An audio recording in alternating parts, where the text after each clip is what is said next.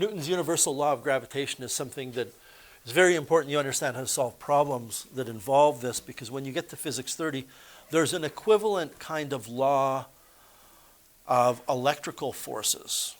So we're going to learn today what gravity is all about. Basically, a junior high-ish level is that things with mass attract other things with mass. That's why we're attracted to the Earth, is the Earth's mass and our mass pull together. But things with charge also attract or repel things with charge. So there's a law of electrical attraction or repulsion that's very similar to this law of gravitation.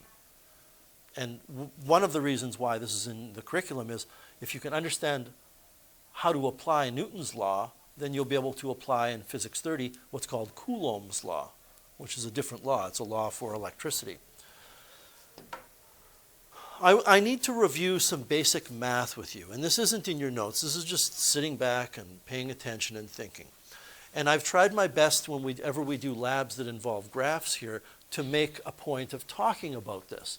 When we talk about quantities that are proportional to one another, say y is proportional to x, we use that kind of fish-looking symbol to communicate that idea.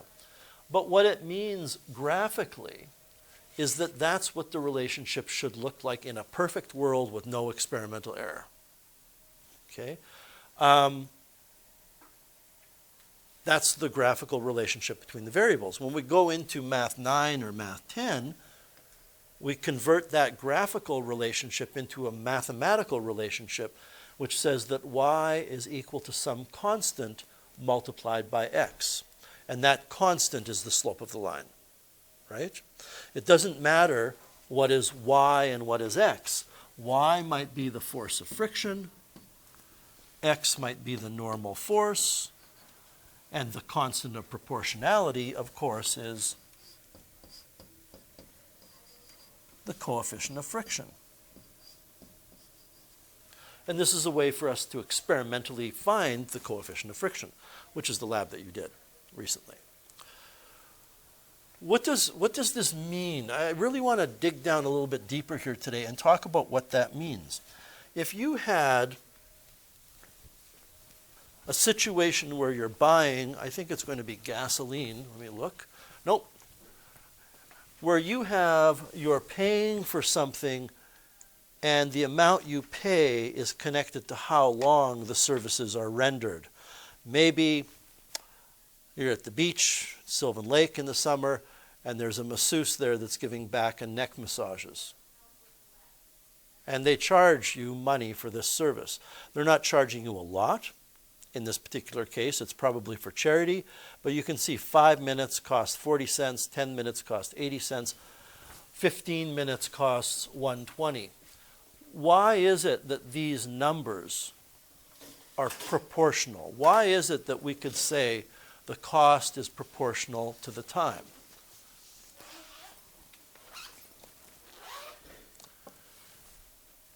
Good morning, Maxime. We're on page 30 of your unit handout. So who can answer that? Why are these proportional to each other? Sam? That's right. And that's how we recognize patterns in tables back in grade 9 and 10 as a proportionality. That this, which is the manipulated variable, is going up by 5 minutes each time, and this is going up by an equal amount each time. You're not saying, and I know you're not saying this, but I want to make sure everybody understands, you're not saying they're each going up by the same amount. You're saying that this is going up by 5 minutes each time, all the way down. This is going up by $0.4 each time.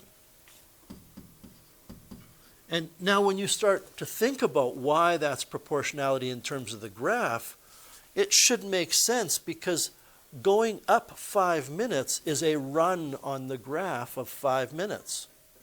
And going up 40 cents is a rise of 40 cents. So what's happening is on the graph, you go over 5 minutes and you go up 40 cents. You go over 5 minutes, you go up 40 cents. Well, you're going to get a straight line because that's a constant slope. But more importantly, this is a direct proportionality because there is some number you can multiply any of these by, this is a multiplication sign, there is some number you can multiply any of these by to get this number. And it's the slope of this line. And what we're doing here is we're just sitting back looking at this. This isn't in your notes or anything. Okay? And if I wanted to find the slope of the line, I know you're not supposed to use data points, but we're just kind of learning about or reviewing what we know about linear functions. If I look at that particular triangle, the rise, it goes from 0.4 up to 2.8. Correct me if I'm wrong. That's $2.40 from here to here. Yes? Okay. What is the run? Well, it goes from 5 minutes to 35 minutes. That's 30 minutes. So the slope here will be 2.4 over 30. I want that as a, just because, well, no, let's do decimal. I'm caught in math mode right now. Let's calculate what that is in decimal, and I believe that is 0.8. No? 0.08. 0.08. Thank you.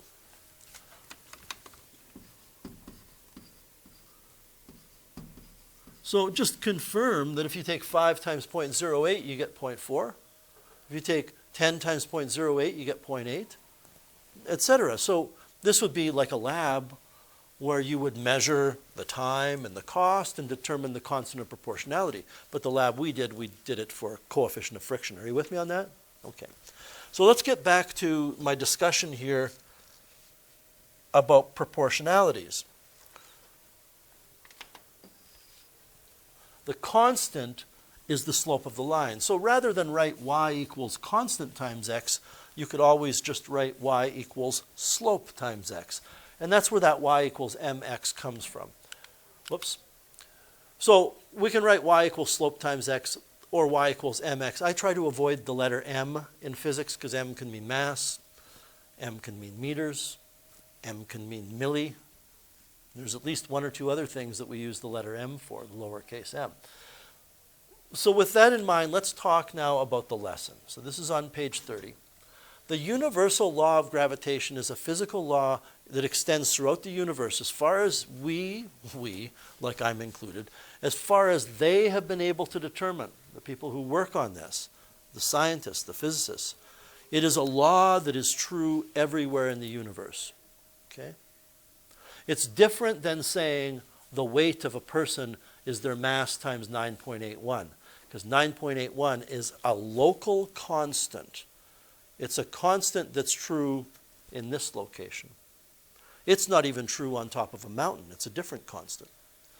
When we talk about constants in the universal law of gravitation, they will be universal constants. They will be things that don't change. It turns out that every mass is attracted to every other mass in the universe. Okay? Your mass is attracted to the Earth's mass, which is why we're pulled together. The mass of my head is attracted to the mass of this remote. It is. But that doesn't happen because forces of gravity are weak. They're very, very weak. Wait, did I just contradict myself? Forces of gravity are incredibly weak, and yet I'm being pulled down with a force of gravity. Why is that force of gravity so strong, do you suppose?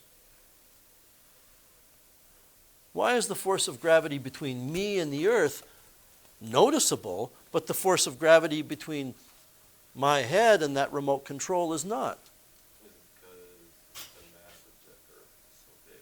Right, it's because the mass of the Earth is so big. And this is one of the things that Newton thought about. He recognized that he was attracted to the Earth. He also recognized that the reason the moon orbits the Earth is it's attracted to the Earth. And we'll talk about that in the next unit. And he said that there must be a relationship between the force of gravity, the force pulling objects together, and the masses. Just think about that for a second. that the amount of matter in each of these objects is going to determine how much gravitational attraction there is. But he also reasoned out that it's related to the distance between the objects. Now, you should know that the further you get from the surface of the Earth, or the further you get from the Earth, the less force of gravity there is. So there's a kind of an opposite, or what we call an inverse relationship regarding the distance. Notice, by the way, that distance, we don't use d, we use r. And the reason for that will become apparent as time goes on. And r is the distance from the center of one object to the center of the other object. It's not from surface to surface. Newton came up with two proposals. He recognized that the gravitational force must be related to the masses and related to the distance. And this is his first proposal. He reasoned out that the gravitational force will be proportional to the product of the masses. What does that mean? What it means is this, and you don't have to write this down. If you had two masses separated by a particular distance, and the force of gravity between them was 4 millinewtons, 4 times 10 to the negative 3 newtons. So they're not very big masses, there's not much pull to them. Then let's just imagine, I don't know why that's there, that you are able to double this mass. Well, if he's saying the force of gravity is proportional to the product of the masses, we've got twice as much mass here, which means the new force of gravity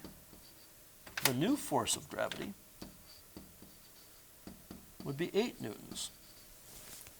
Well, 8 millinewtons. Just like if you get that neck massage for twice the time, it's going to cost twice the amount. On the other hand, if he were to be able to do this, double this mass and triple this mass, the new gravitational force would be 24 millinewtons. Because it was originally 4, but you're doubling one of the masses and you're tripling the other mass, so the product is being multiplied by 6. So it's like getting a massage for 6 times as long in terms of minutes. You're going to pay 6 times as much. That's what this is saying. But he also came up with this, and there's a mathematical reason for it. It has to do with geometry that we don't need to get into. He believed that the force of gravity is inversely proportional, that 1 over means inversely proportional, to the square of the distance.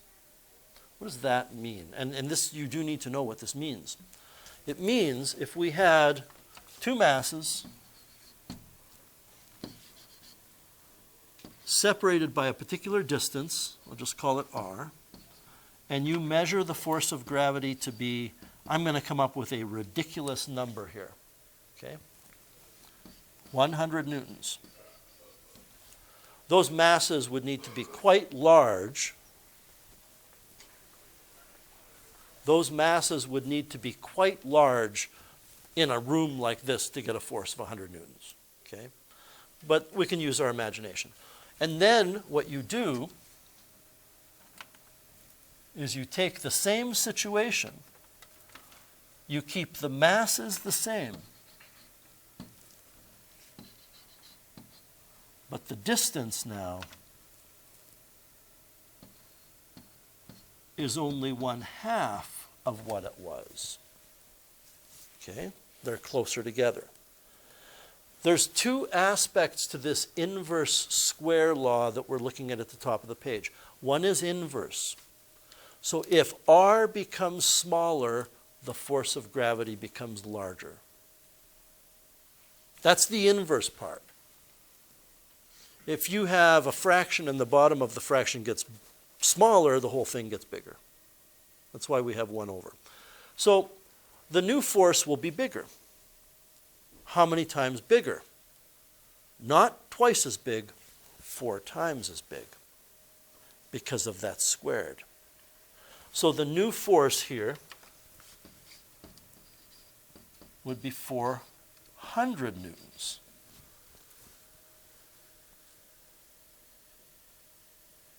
So R gets multiplied by a half, the force gets multiplied by 2 squared. The reciprocal, kind of the inverse. We'll get lots of practice with this, but I'm just throwing out off the cuff, informally, some examples. If we took those same two masses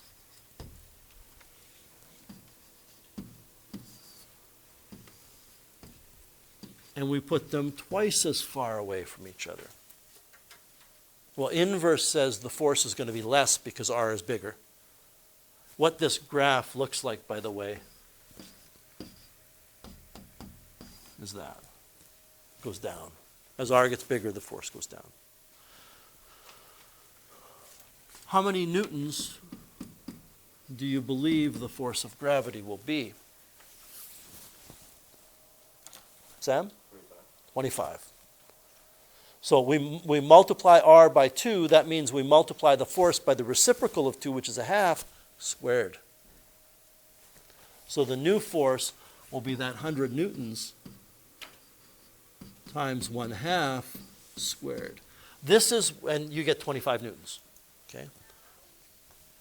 If Isaac Newton's proposal didn't have this R, or this 2, and the 2 is there because it's true, but if it didn't, then the answer to that previous question would just be 50 newtons. But it turns out it's 25. Okay? Now, it turns out that when you have two proportionalities, you can put them together as a single proportionality. If I tell you that the force of gravity is proportional to m1, and the force of gravity is proportional to m2, and the force of gravity is inversely proportional to r squared, then the force of gravity is proportional to m1, m2 over r squared. That's the way math works. So what that means is that there must be a constant of proportionality that turns this proportionality into a formula that you can use to solve problems. Like, what is the force of gravity between the moon and the earth? All you need to do is come up with an experiment, and I'm adding a lot that's not in your notes, but all you need to do is come up with an experiment where you have two masses.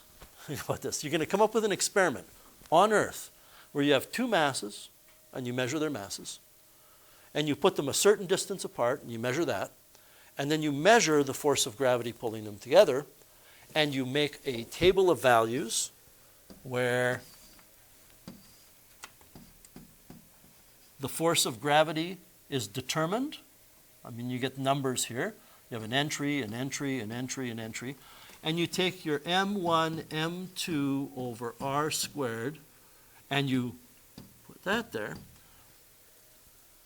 And if Newton is right, then when you make this graph, and by the way, vectors, we don't care about vectors here. Okay? Force of gravity is an attractive force. We know that. And you make this graph, if Newton's right, you will get a straight line. That's why I reviewed proportionalities at the beginning. Are you with me on this? Well, Cavendish did just that. Cavendish, it's called a torsion balance experiment, and I'm going to explain it. It's very critical that you understand this for Physics 30 for a similar experiment for a different law. Cavendish did this, and if you ever get a chance to do this experiment, and I was lucky enough to do it in university, it's spooky. It's really, really spooky. What you do, and you can read about this in your textbook. I just prefer for something like this to explain it in my own words. What Cavendish did was he connected two metal spheres. These are usually made of lead, and lead is a very dense material, which means a sphere this big is quite massive. And he's got two identical spheres that are hung on a balance. Now, these don't look identical because I'm trying to draw it in 3 dimensions. This sphere is back somewhere. And this is hung this is hung by a wire, very strong wire. These spheres are usually about this big. And that it might be hundreds of pounds. Very, very dense. And then what he did is it doesn't matter. We don't need to worry about the technical details. Then what he did is he brought another mass close to the mass that's in front. So this is the M1, and this is the M2. This guy is here just to keep this thing from tipping over. And the whole thing is about this big. It's usually in a glass cabinet so you can see through it, and the air is evacuated from the cabinet because this thing is so delicately balanced, if you went and blew on it, it would move. Okay? And what he discovered, Cavendish discovered, is that this wire twisted. Because M1 is being pulled towards M2. So M2 is being held stationary there, and he can see, this is the spooky part, you put the mass there, and all of a sudden that M1 starts moving towards it. And the force of attraction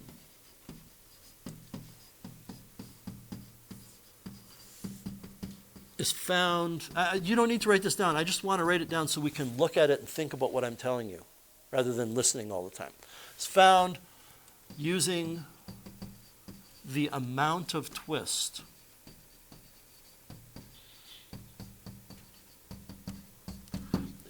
Briefly, you can get rid of M2 and you can physically twist that thing by a certain amount and observe how many degrees it twists and measure the force needed to do that.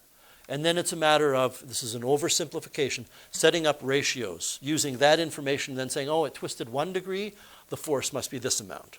It's more complicated than that, but that gives you an idea. So Cavendish was able to do this. This is called the torsion balance experiment. He was able to do it. By the way, how would he know this mass? Well, use a balance scale. How would he know M2? Use a balance scale. How would he know the distance? Put a ruler next to this thing and measure the distance between the masses, the centers of the masses.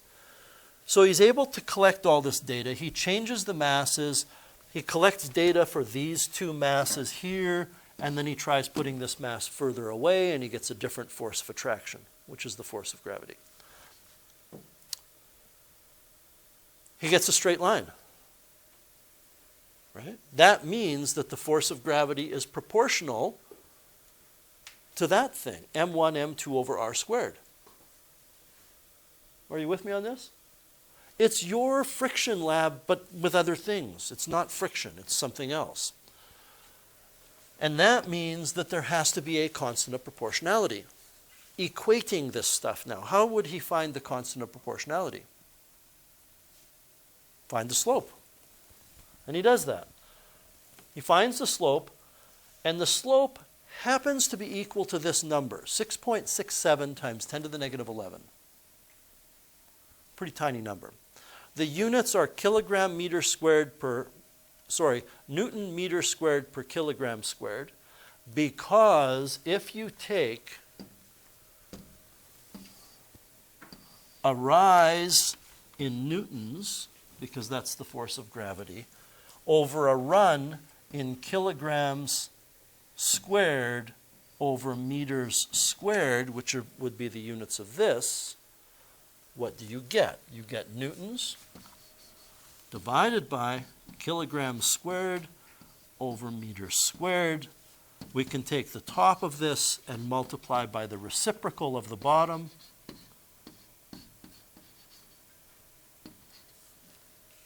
Of course, Gabriel, what we would say in Math 30 is you multiply top and bottom by meters squared. That's a better idea. But what you end up with is this set of units. So what Newton did is he came up with this idea, and Cavendish proved it. And that means that this hypothesis is now this equation. This capital G, everybody, is 6.67 times 10 to the negative 11 Newton meters squared per kilogram squared.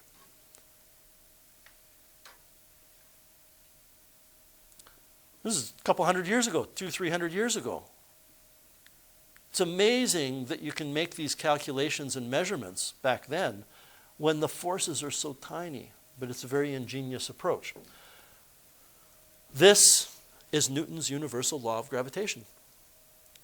We believe, people who work on this believe, that this constant is a universal constant. It doesn't matter where you apply Newton's law of gravitation. It doesn't matter where you perform Cavendish's experiment. You will always get that number. Okay? Just leading up to Physics 30, and I assume most of you will probably take Physics 30, the fact that this gravitational constant is so small explains why forces of gravity are not that big usually.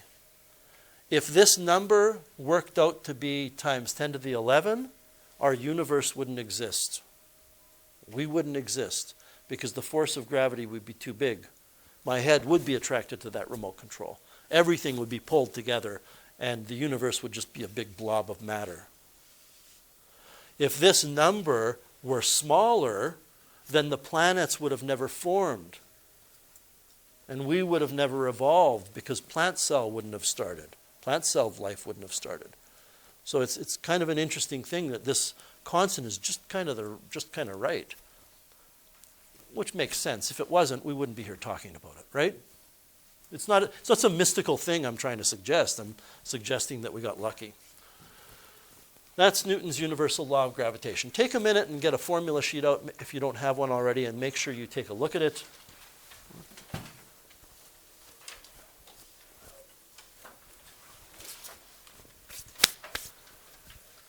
Newton's universal law of gravitation is given on the dynamics section in terms of the formula. Notice that we don't worry about vectors here. A force of gravity is attractive. It's kind of like the force of friction formula. We don't worry about direction. And the gravitational constant is this. We have two gravitational constants, and it drives me nuts. It drives me nuts that on your formula sheet, nowhere does it tell you this is G. You know this 9.81? It's G, right? Newtons per kilogram. That's a gravitational constant as well, but that's a local gravitational constant. I don't think anybody has been writing capital G when you talk about weight and 9.81. If you have, you've got to stop it. Also over here is the radius of the Earth and the mass of the Earth. If we had more time, and I think we will tomorrow, but I want to continue to move on here, I'll have a discussion with you about how we know the radius of the Earth. And when the time comes, I will explain to you why we know the mass of the Earth. It might even be today. There's Newton with his flowing locks of hair. I think 1600s. Newton 1600s, pretty sure. Late 1600s. There's Cavendish posing for a painting. It may not seem like a big deal to you, but it's called Newton's universal law of gravitation because he came up with the idea. But the actual use of it, which is, I think, more important, was come up with by Cavendish, whose name is lost, right? Unless you take physics. If you walk to the average person on the street and said, "Who's Cavendish?" they'll go, "No idea." Who's Newton? They might have some idea. Anyway, let's take a look at some examples. Determine the gravitational force of attraction between a 65 kilogram person and the Earth using Newton's universal law of gravitation. So we've got the Earth. This diagram is clearly not going to be drawn to scale. If I drew this to scale, you would never see this person, right? But there are two masses. M1 is 65 kilograms, and M2 is the mass of the Earth, which is 5.97 times 10 to the 24. Am I correct? Kilograms.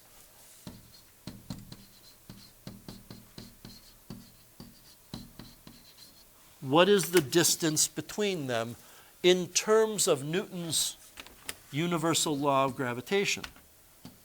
The force of gravity between the two will be the mass of the person, whoops, will be capital G times the mass of the person times the mass of the Earth over r squared. What is r? You know? It will be the radius of the Earth because it's the distance from the center to the center. So technically it's the radius of the Earth plus the distance from my feet to the center of my body. But I hope you see that that pales in comparison to the radius of the Earth, so who cares? So r, and every time I look at this, I want to erase this little blob. That's the person, right? I'm just going to make it a little bigger so I can see that it's the person. I just think I've marked it by accident. R is the distance from that person to the center of the Earth, which is the radius of the Earth. The radius of the Earth is 6.37 times 10 to the 6 meters. Did I get that right? You will get to know them after you use them for a while, but I haven't used them in about a year. So we're going to substitute those numbers into the formula. Fg equals G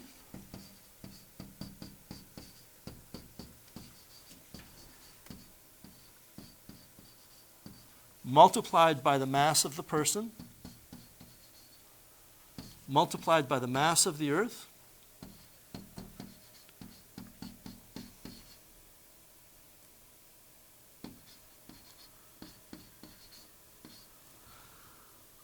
divided by the radius of the Earth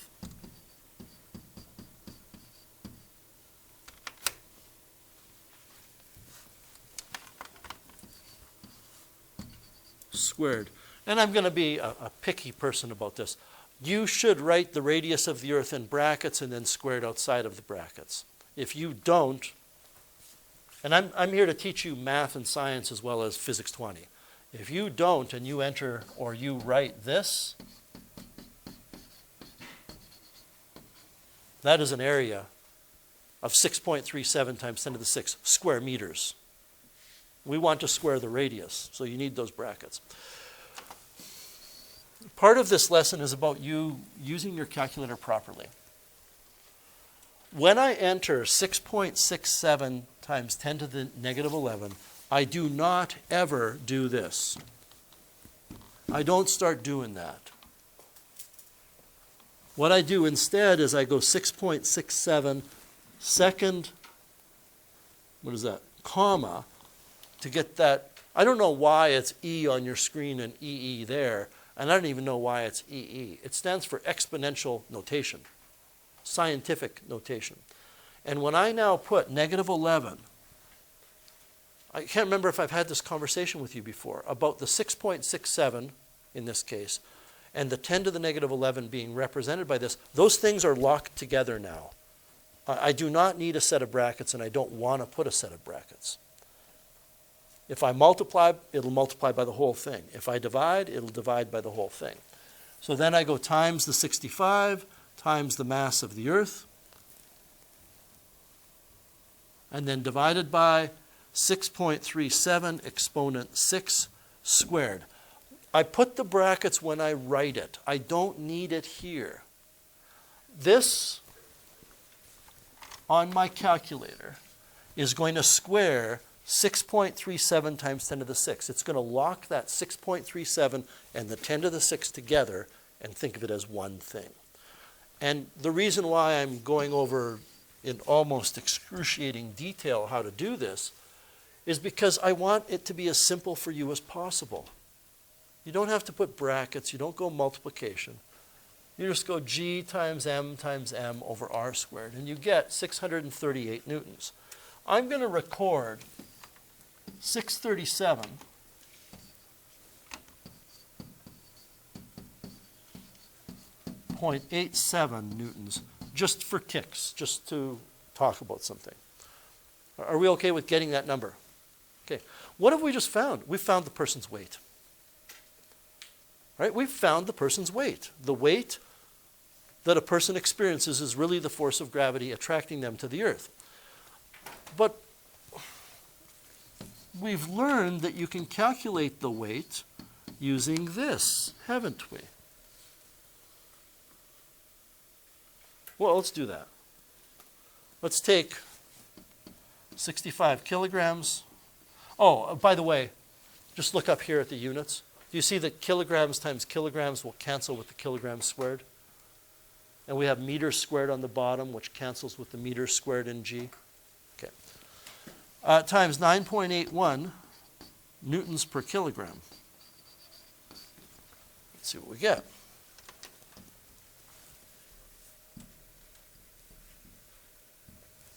$637.65.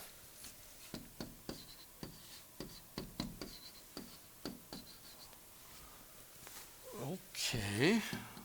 What's the deal? Why are these not the same? And I'm going to tell you the answer to that question is not because of rounding.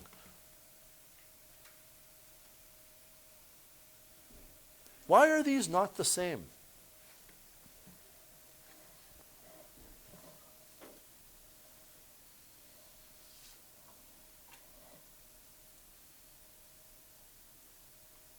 Any idea?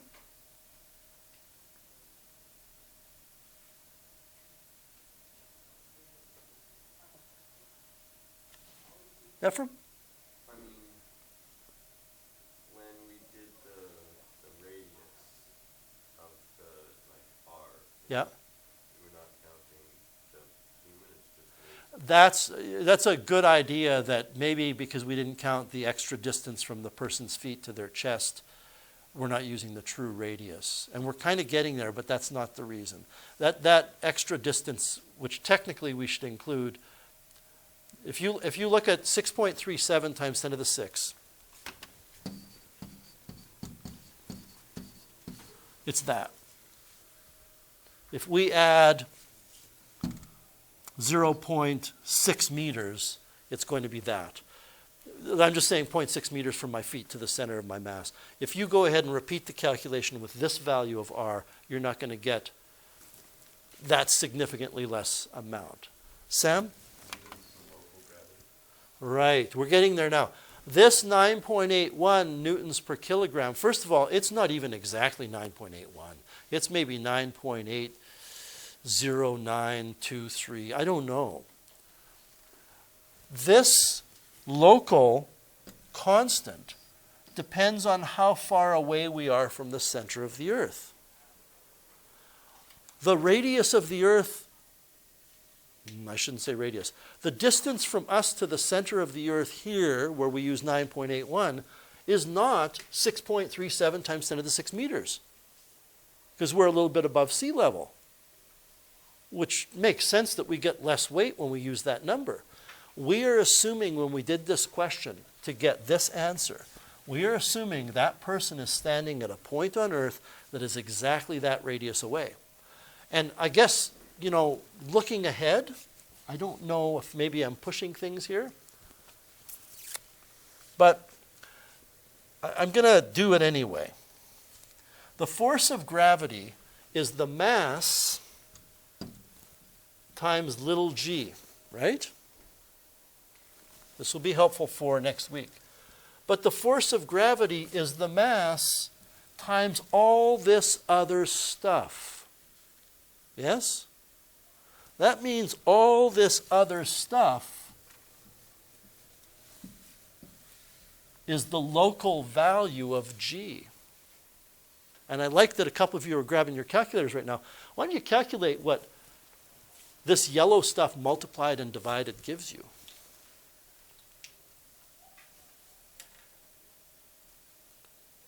That's why I love teaching Physics 20. Sometimes we can just learn. It doesn't have to be about time pressures or we got to get this done or that done. We're just learning right now.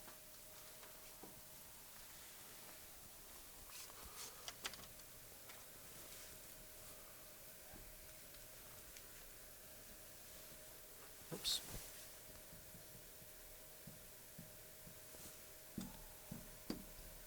Don't worry about how I got this. I did it in a different way. But you should get 9.813440652. So there's a connection between little g, what we can call the acceleration due to gravity, or the local gravitational field strength. There's a connection between that and how far away you are from the center of the planet. And this number that you get for the yellow stuff is 9.813. It's a little bit more. Why is our local g a little bit less? Because we're further away from the center of the Earth than the radius. Okay. All right, let's take a look at another question. Determine the force of attraction between, the force of attraction between two masses is 4 micronewtons. Mu can mean micro. Take a look, please, at your formula sheet. On the constant side, there's a middle column that shows all of your metric prefixes. It shows K for kilo, little m for milli, big M for what we call mega, capital G for giga, but there is mu. And mu is 10 to the negative 6 newtons.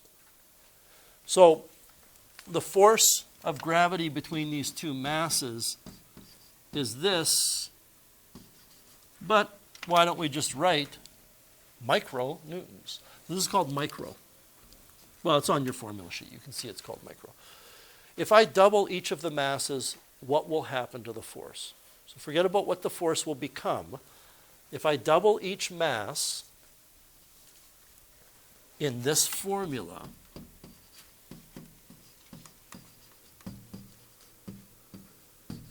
what will happen to the force of gravity? Will it get bigger or smaller?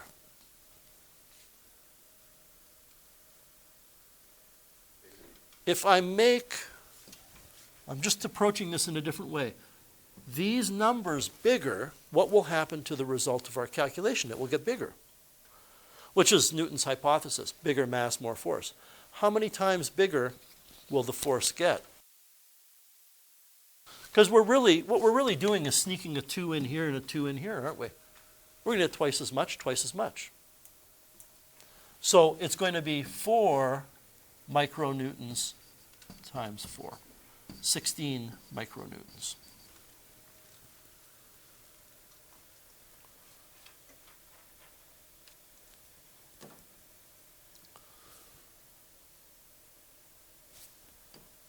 What if the distance between the two masses is doubled?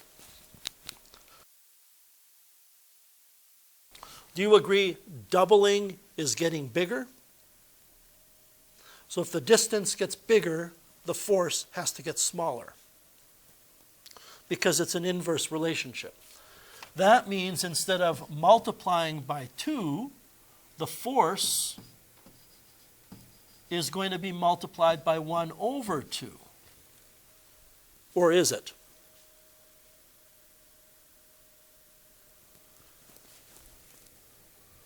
Squared, because of the inverse square law.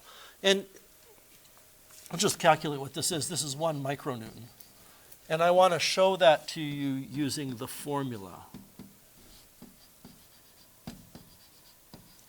Would you agree that this is Newton's universal law of gravitation? Why did I write r times r? Because I want to. Is r times r squared? Okay. So if I were to double this and double that, the whole fraction is going to be 4 times as big on the bottom, which means the whole thing is only going to be 1/4. What if I triple the distance between the two masses?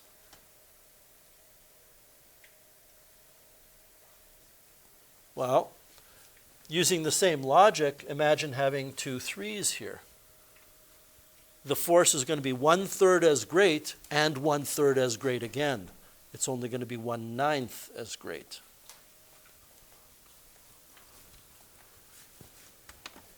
So it's going to be 4 micronewtons times 1 over 3 squared.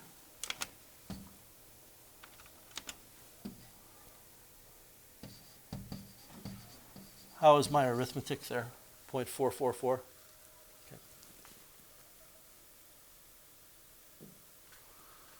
All right. Mount Logan is 5,959 meters above sea level and is the highest peak in Canada. What would be the difference in magnitude of the weight of a 55 kilogram person on the top of the mountain compared to the base? Would you agree that if we just assume that radius on your formula sheet as exact, that we can call that radius sea level. I don't know if anybody's ever told you this, but if you look at a scale model of the Earth and you put it down to about the size of a billiard ball, it will be that smooth. You can't even see the mountains. It'll be that smooth. When you take a look at a photo of the Earth from space, you can't see the mountains. Those differences are so tiny that you just see a sphere. So when I draw this, I am going to draw it out of scale. That's the mountain. The idea is that when you were at the base of Mount Logan, this is the r you would use in the formula, which is the radius of the Earth. But when you are on the top of Mount Logan, this is the r you would use. So the force of gravity between the person, whose mass is 55 kilograms, and the Earth,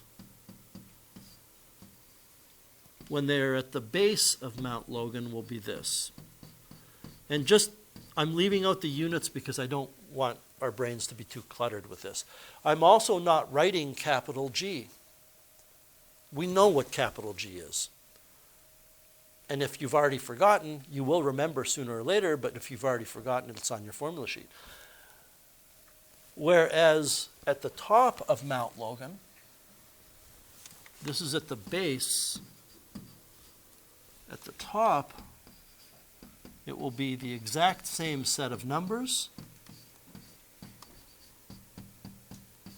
But the bottom will be the 6.37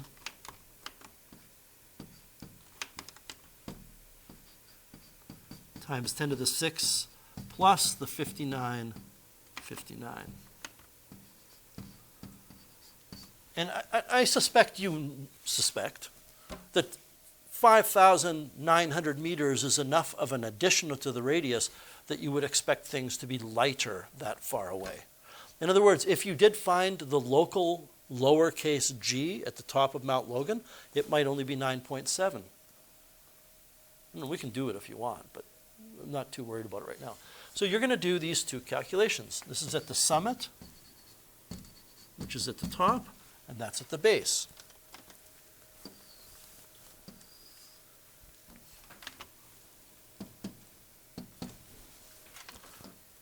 I'm going to do them as well so that you can see what the answers are, but I do want you doing them.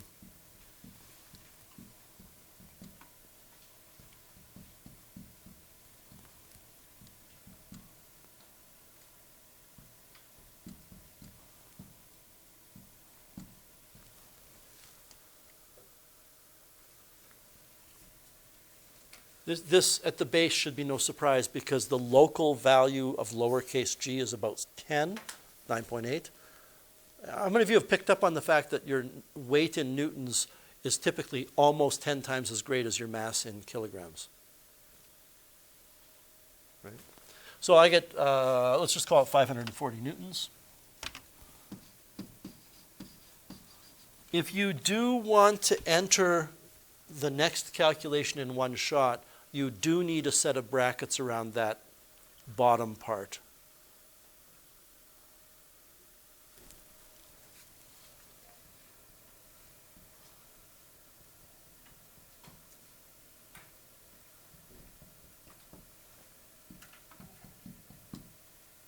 So you have to enter that.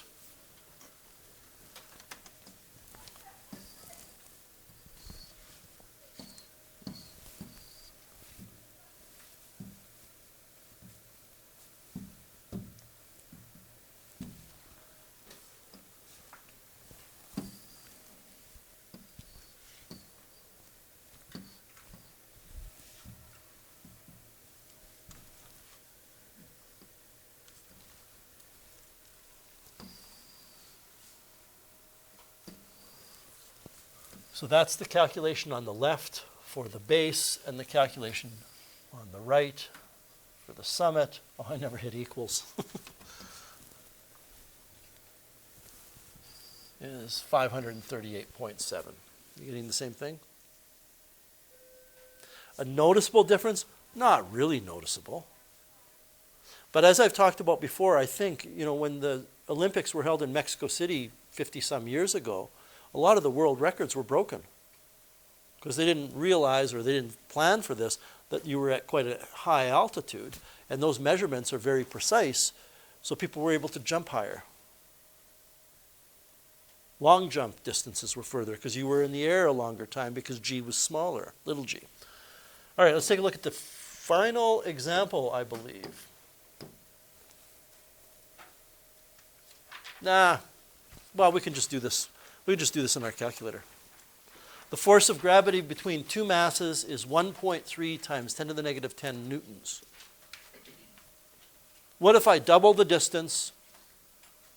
I take the mass of one of the objects and I multiply it by 6, and I take the other mass and I divide it by 2. Well,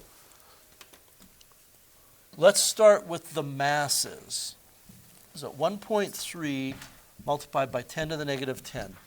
What effect will multiplying the mass of one object by 6 have on the force of gravity? It'll be 6 times as great. I'm not going to hit equals. If I did, that would be the new force of gravity if that were the only change. The other force is halved. Well, that means it's multiplied by 0.5 or divided by 2. What effect is that going to have? Well, it's going to multiply it by 0.5. The distance between them is doubled.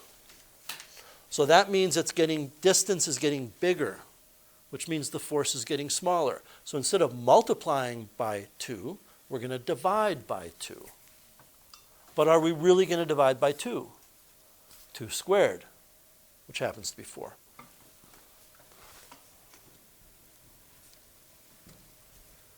That will be the new force of gravity. We see a lot of these questions with electrical forces next year in Physics 30. If you turn the page, please, you will notice there's a comment at the bottom, and this semester I can't seem to get ahead of everything. The time crunch is killing me here. At the bottom of all of these questions is a note that I put in there last time, and I didn't get time to make the changes. It says at the bottom, check all of these answers, and I don't know exactly what it says, but the mass of the Earth is different now than it was before on your formula sheet. Okay. If anything, the mass of the Earth is getting greater and greater as time goes on because matter runs into the Earth and adds to the mass. But the mass of the Earth and all the constants on your formula sheet are the most widely accepted values for those constants. And more accurate determinations of the mass of the Earth have resulted in it going from 5.98, which is what it used to be on your formula sheet, to 5.97 times 10 to the 24. That means when you do some of these questions, you will get an answer that doesn't quite look right. The last number might be different, or the decimals might be slightly off. And that note was for me to go ahead and make those changes and double check them. I just haven't had time. So when you do these, if you get 628 newtons and you 0.3 and it's 628.8, so be it. It's nothing to worry about. Are you with me on that? Okay.